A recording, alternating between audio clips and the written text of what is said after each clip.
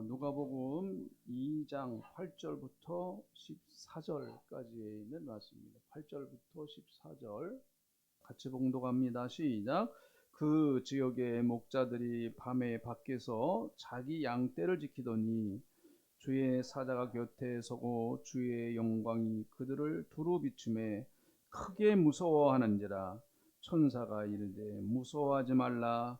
보라, 내가 온 백성에게 미칠 큰 기쁨의 좋은 소식을 너희에게 전하노라.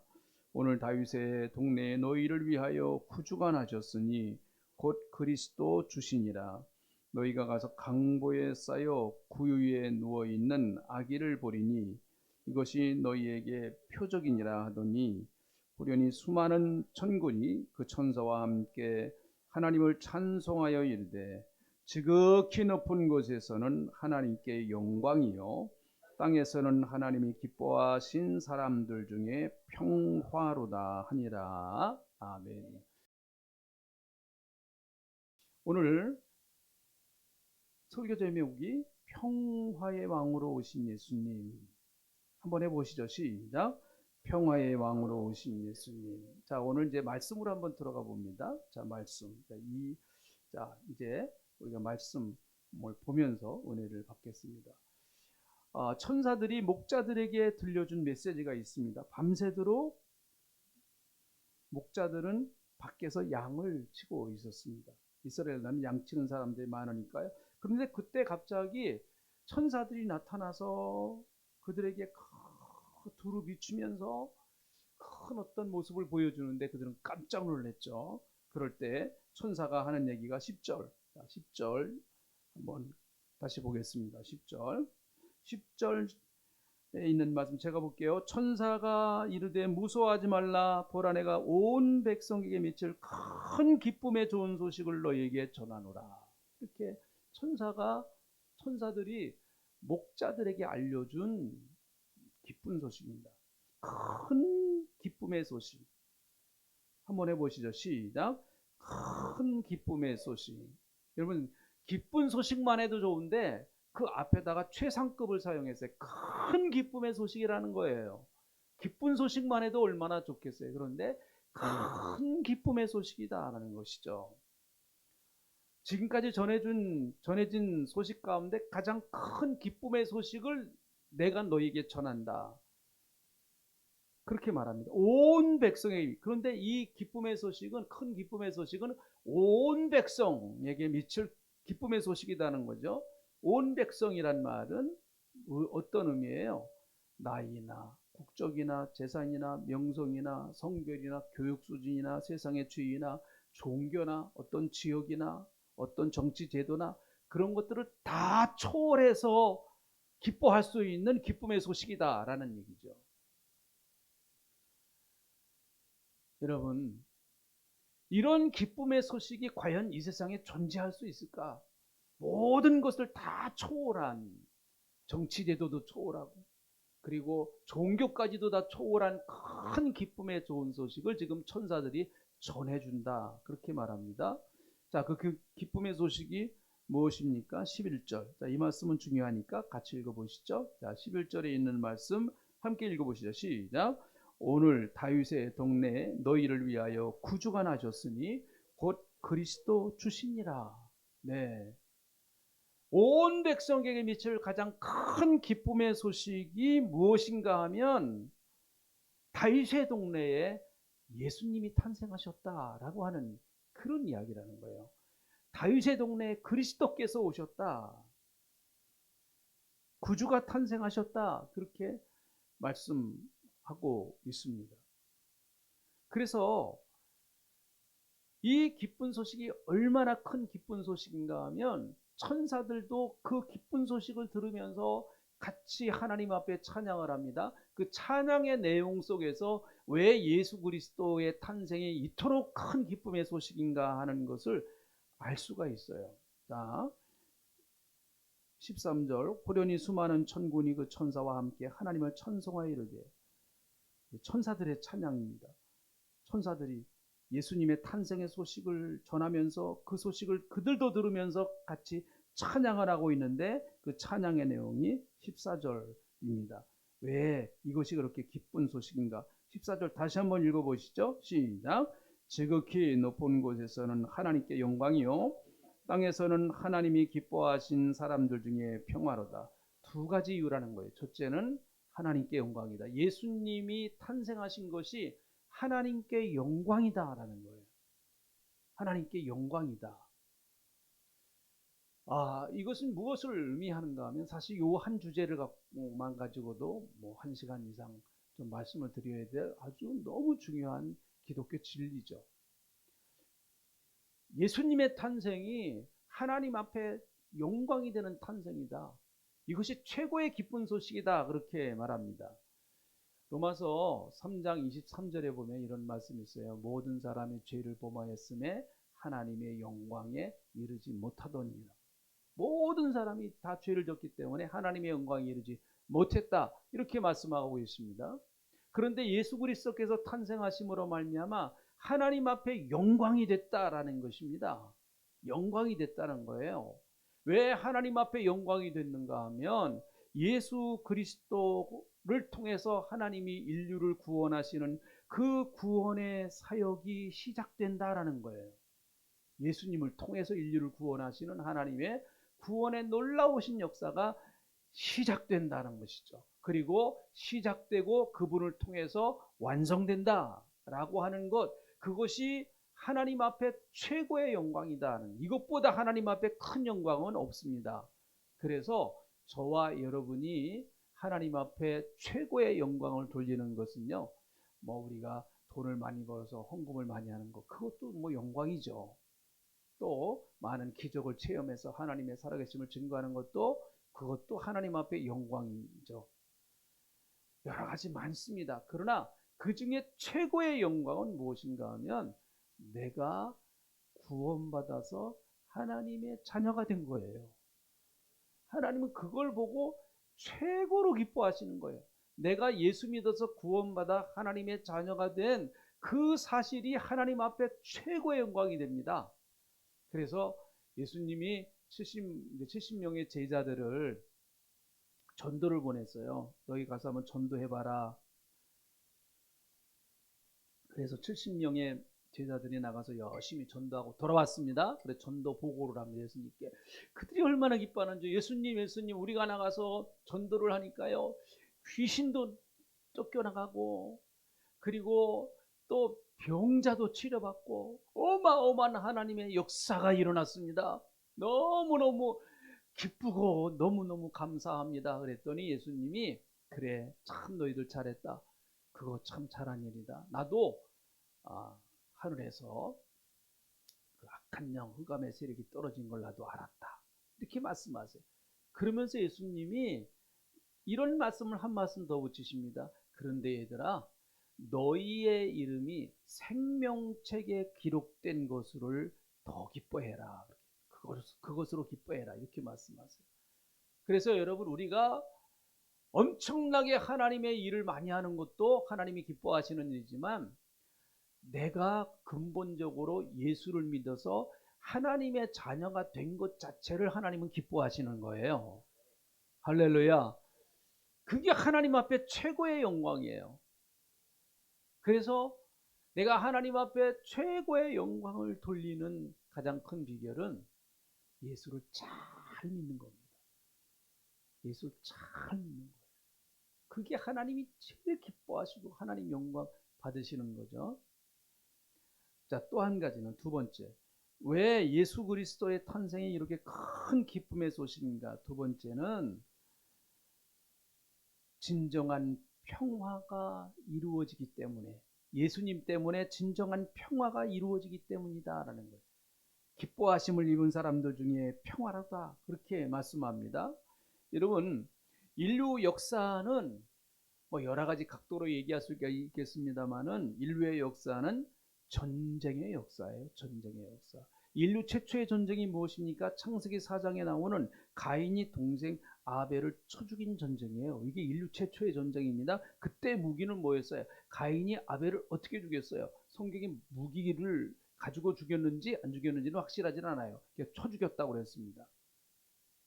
그 당시에 이스라엘 나라는 외형적으로는 평화로 보였습니다. 그것은 로마의 엄청난 군사력에 의해서 강압적으로 통제된 억눌린 평화예요.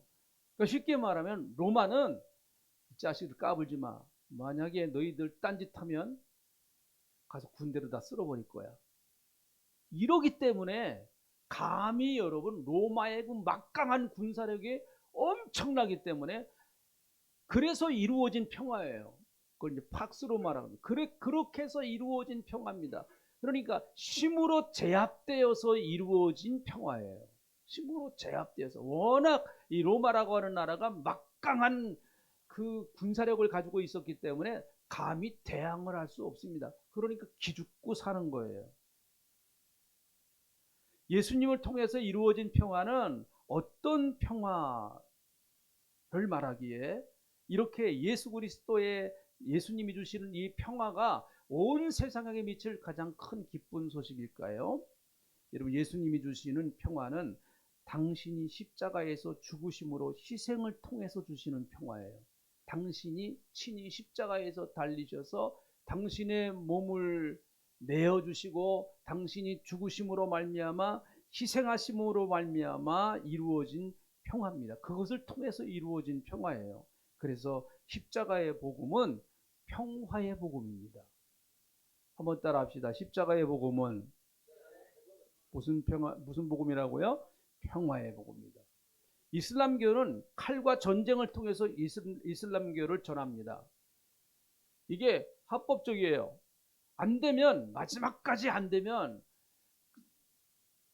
이슬람교를 전하다가 마지막 안 되면은 칼을 써서 전쟁을 해서라도 점령하라는 거죠. 그래서 이슬람이 들어가는 데는 그래서 전쟁이 많습니다. 그걸 악한 것으로 그렇게 보질 않아요. 그렇지만 여러분, 기독교의 복음은 십자가의 복음입니다. 자, 아멘 좀 하시죠. 아멘. 네. 기독교의 복음은 칼의 복음이 아니에요. 기독교의 복음은 십자가의 복음입니다. 그래서 기독교 2000년 역사상 가장 실수한 것 가운데 하나가 십자군 전쟁입니다. 십자군 전쟁이에요. 무력으로 예루살렘을 탈환을 해서 예수님의 성지를 회복해야 된다라고 하는 그런 명분을 가지고 시작했던 십자군 전쟁은 수많은 모순점을 낳았습니다. 트리기에 있는 우리 교회에서 지원하는 그 김필성 선교사님 가끔 연락이 오고 또 요즘 뭐 카톡이 있으니까 전화도 되고 그러는데 그분이 그러시더라고요. 지금 열심히 선교를 참 잘 하세요. 그런데 그 터키 사람들이죠. 터키 사람들이 왜 예수를 믿기가 어려우냐? 그 예수를 믿기가 어려운 이유가 바로 과거에 그 자기 조상들이 십자군에 의해서 그 피해를 본 많은 사람들이 죽었거든요. 십자군에 의해서. 그 십자군에 의해서 피해를 당한 사람들이 자기 조상입니다. 그러니까 기독교에 대하여 이 십자가에 대하여 엄청난 거부감을 가지고 있는 거예요. 그래서 기독교는 칼을 쓰면 안 됩니다. 무력을 쓰면 안 돼요. 절대. 그렇게 해서 설령 복음을 전한다고 할지라도 그건 아주 단기간에 짧게는 영향이 있을지 모르지만 그것은 결코 하나님의 뜻이 아닙니다. 예수님 그런 방법으로 복음을 증거하시지 않으셨죠. 십자가는 종과 횡입니다.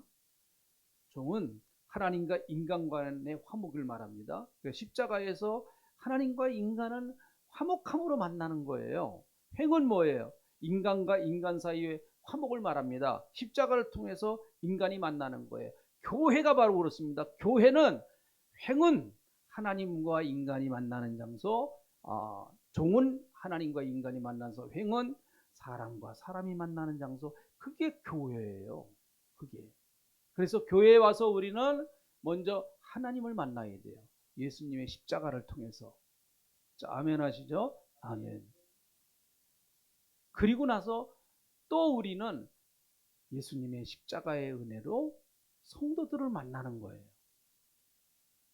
예수님의 십자가의 은혜로 성도들을 만나는 거예요. 그 은혜의 마음을 가지고 하나님을 만난 그 은혜와 그 십자가의 은혜를 가지고 성도들을 만나는 것이죠. 그래서 여러분, 교회에서 만나는 것은 정치적인 만남도 아니고 친목회도 아니고 동호회 모임도 아닙니다. 교회는. 그건 세상이 훨씬 잘해요. 예수 그리스도를 통해서 만난 영적인 모임, 그게 교회인 것이죠. 십자가는 예수님이 죽으신 장소, 우리가 잘 알죠. 그래서 유대인은 저주라고 생각을 했고 헬라인은 어리석다라고 그렇게 생각을 했습니다. 그러나 기독교는 십자가는 구원의 상징이에요. 십자가 단단히 붙잡고 날마다 이기며 나가세, 그 찬송하잖아요. 십자가 단단히 붙잡고 날마다 이기면서 나가는 거예요. 그래서 기독교는 십자가의 복음이에요.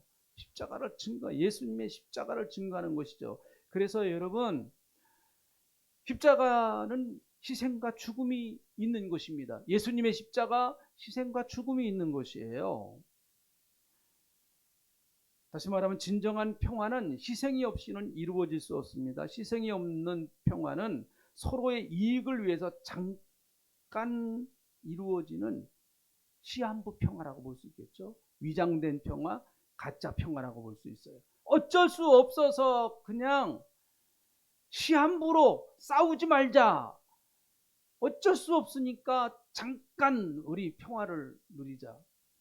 마치 이스라엘과 하마스 간의 인질 교환을 위해서 일주일간 우리 전쟁 멈추자 했었잖아요. 그러다가 지금 다시 전쟁합니다. 다시 해요. 진정한 평화는 희생이 없이 이루어지지 않습니다. 여러분의 가정의 평화를 원하십니까? 누군가가 희생을 해야 돼요. 네? 교회도 마찬가지입니다. 교회가 평화를 원하십니까? 예수님의 십자가 위에 누군가가 희생을 해야 됩니다. 이 희생이 없이는 무슨 평화가 이루어지겠습니까? 6.25 전쟁 당시에 우리나라의 그 전쟁 상황을 바꿔놓은 것이 이제 인천 상륙작전이고, 그리고 또 그 유엔의 16개국에서 참전하는 것이죠. 만약 그렇지 않았다고 하면 우리나라는 공산화됐을 것입니다. 그런데 그 나라 가운데 에티오피아라고 하는 나라가 있습니다. 에티오피아 참전비가요, 춘천 공지천전에 있습니다. 그곳에 가보면 참전 기념비가 있고요, 또 기념관도 있습니다. 또 그뿐만 아니라 화천군 접근산 아래 전적비가 있습니다. 에티오피아군은요, 우리나라 6.25 전쟁 때에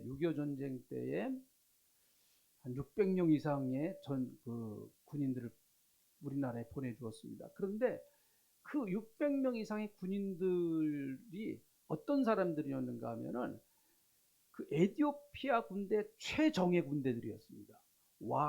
황실을 보호하는 황실 근위대를 파견해 주었어요.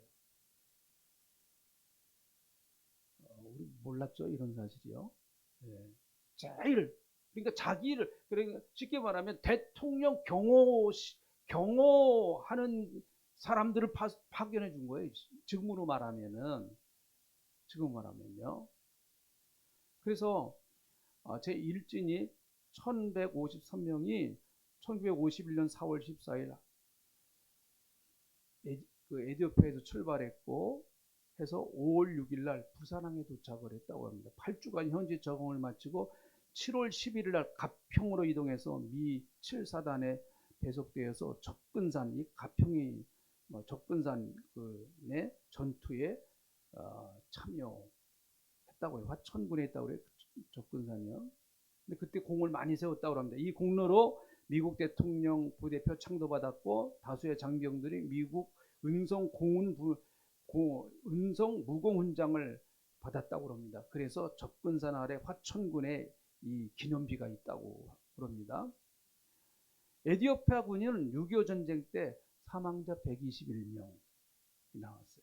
우리나라를 위해서 싸우다가 121명이 목숨을 잃었습니다. 부상자 536명, 총 657명의 인명피해가 났다고 합니다. 더욱이 감사했던 것은 이 에디오피아는요, 전쟁 중인 1953년 동두천에 고아원을 설립해서 1956년까지 한국 고아들을 보살펴 줬다고 합니다. 여러분, 에디오피아가 커피가 많이 나오잖아요. 그쪽에서 나오는 커피 좀 많이 드세요. 네, 우리가 다른 거 도와줄 수는 없잖아요. 우리나라가 이렇게 평화롭게 살 수 있는 것은 우리도 전혀 모르는 어떤 사람들이 우리나라에 와서 피를 흘려준 대가예요, 여러분. 우리 뭐 무슨 그렇게 교만할 이유가 없어요. 에디오피아 우리나라보다 지금 훨씬 못 삽니다. 에디오피아로 우리가 선교를 많이 나가요. 훨씬 못 살아요. 여러분, 우리나라보다 못 사는 나라 무시해서는 안 됩니다. 여기에 돈 벌러 온 외국 근로자들 절대로 무시하지 마세요. 우리는 에디오피아 사람들에게 도와달라고 한 번도 요청한 적도 없습니다. 6.25 때. 근데 그들은 와서 600여 명 이상이 다치든지 죽든지 했습니다. 평화는 거저 주어지는 것이 아닙니다. 누군가의 희생을 통해서 주어지는 거죠. 어떻게 평화가 거저 주어집니까?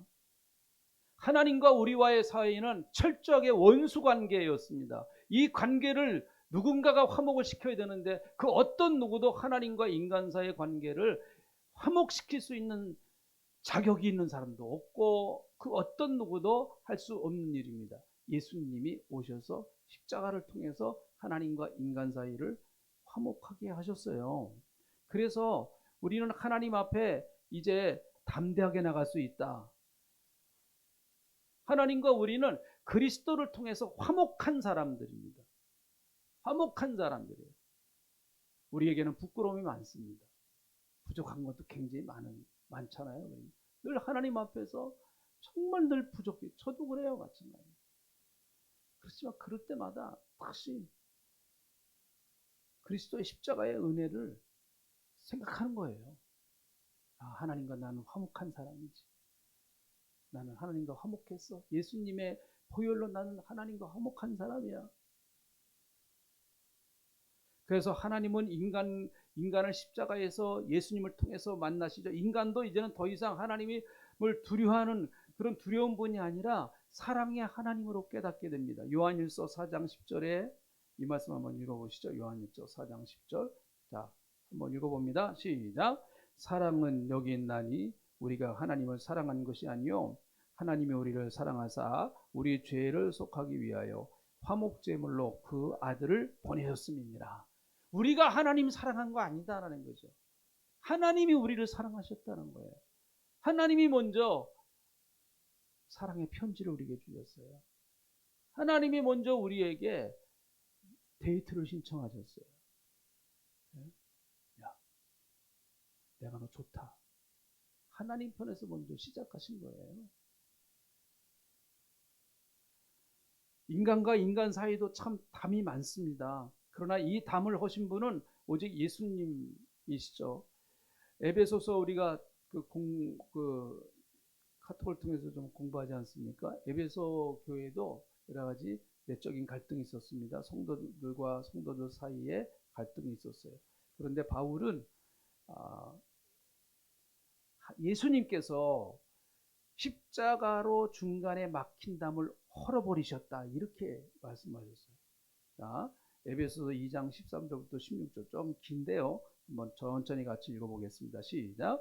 이제는 전에 멀리 있던 너희가 그리스도 예수 안에서 그리스도의 피로 가까워졌느니라. 그는 우리의 화평이신지라. 둘로 하나를 만드사 원수된 것 곧 중간에 막힌 담을 자기 육체로 하시고 법조문으로 된 계명의 율법을 폐하셨으니 이는 이 둘로 자기 안에서 한 새 사람을 지어 화평하게 하시고 또 십자가로 이 둘을 한 몸으로 하나님과 화목하게 하려 하십니다. 원수된 것을 십자가로 소멸하시고 막힌 담을 허셨다는 거예요. 십자가에서 막힌 담을 허셨다. 그러므로 여러분, 교회는 담이 없어야 돼요. 교회는요. 이미 담을 예수님이 허물어 틀어버리셨어요. 근데 또 사람들이 예수님이 허물어 틀인 담을 또 사람들이 자꾸 세우려고 그래요. 다 품을 수 있는 능력을, 교회가 그런 실력이 있어야 돼요. 다 품을 수 있는 실력이 있어야죠. 그게 복음의 능력 아닙니까? 예수님이 다 담을 헐어버리셨는데 또 갖다 담을 세우는 거예요. 어떤 교회는 부자만 모여요. 가난한 사람이 가서 적응하기가 힘들어요. 어떤 교회는 가난해요. 가난한 사람만 모이는 게, 이것도 가난한 사람만 모이는 교회도 건강한 교회가 아닙니다. 교회는 부자도 있고 가난한 사람도 있고. 우리는 다시 예수님이 주셨던 십자가의 은혜를 받아야 합니다. 당신을 죽이시고 나를 살리신 예수님의 십자가의 은혜, 희생의 은혜가 임할 때 진정 평화가 이루어지는 것이죠. 우리는 평화의 왕이신 그리스도를 모시고 사는 사람이에요. 여러분 안에 평화의 왕이신 예수님이 와 계세요. 할렐루야. 평화의 왕, 그분은 평화의 왕이십니다. 그러므로 여러분과 저도 평화의 왕이신 예수님께 은혜를 받았기 때문에 우리도 평화를 만들어내는 사명이 우리에게 있는 것. 피스메이커. 어디 가나 평화를 만들어내는 사람.